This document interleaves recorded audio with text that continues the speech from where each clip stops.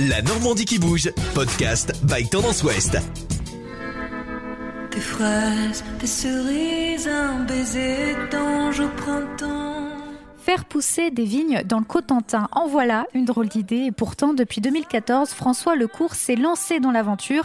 Il a expérimenté différents cépages sur les hauteurs de Barneville-Carteret jusqu'à choisir de produire des vins blancs et rosés pétillants. On est sur un grès légèrement métamorphisé et avec quelques filons de calcaire. On est sur des vins qui vont être fruités. Généralement, les vins qui sont sur grès sont plutôt fruités et légers. On fait rarement des effervescents avec des vins sur grès, parce que généralement les territoires sur grès sont des territoires chauds, plutôt du sud-ouest de la France, et le climat du sud-ouest n'est pas adapté à faire des vins effervescents. Et nous on a choisi de faire des vins effervescents sur ce terroir-là, parce qu'on s'est rendu compte pratiquement que c'était possible de le faire, et que finalement on avait des choses de très sympathiques. Pourquoi ?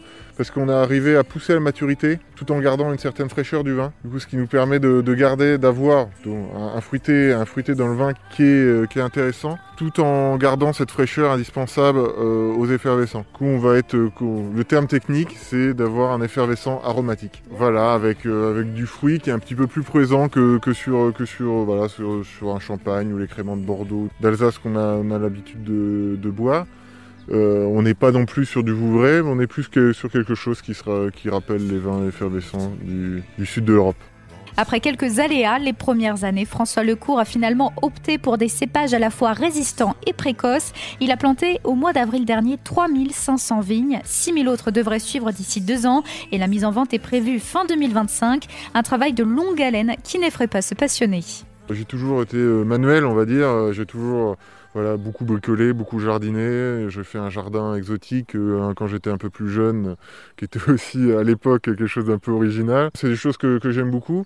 Et puis la vigne, c'est vraiment un produit qui est noble et qui est valorisant aussi. C'est vraiment, on plante, on récolte, on transforme, on travaille et puis on vend. C'est vraiment toute la chaîne du début à la fin, la chaîne de valeur, quoi. Vraiment, on voit net le produit et là on voit pas encore net, mais on voit planter les vignes qui vont donner du raisin, qui vont ensuite donner du vin, qui vont ensuite permettre de le vendre et de rencontrer plein d'autres personnes. Et puis j'espère dans le futur pour ces personnes de passer un bon moment autour d'un verre entre amis ou en famille. Et c'est justement en famille que vous pouvez venir visiter le vignoble Mus avec 2 U tous les samedis jusqu'à début juin. On vous présente durant ces visites tout le vignoble, ce qu'on fait, comment on le fait, quel produit on va faire et puis comment on fait ce produit-là. Voilà, on vous présente vraiment tout le processus. L'occasion pour le jeune vigneron de présenter son projet aux visiteurs et d'inviter les volontaires à y participer financièrement via sa cagnotte en ligne. Détails et inscriptions aux visites sur la page Facebook Mus-Vignoble à Barneville-Carteret.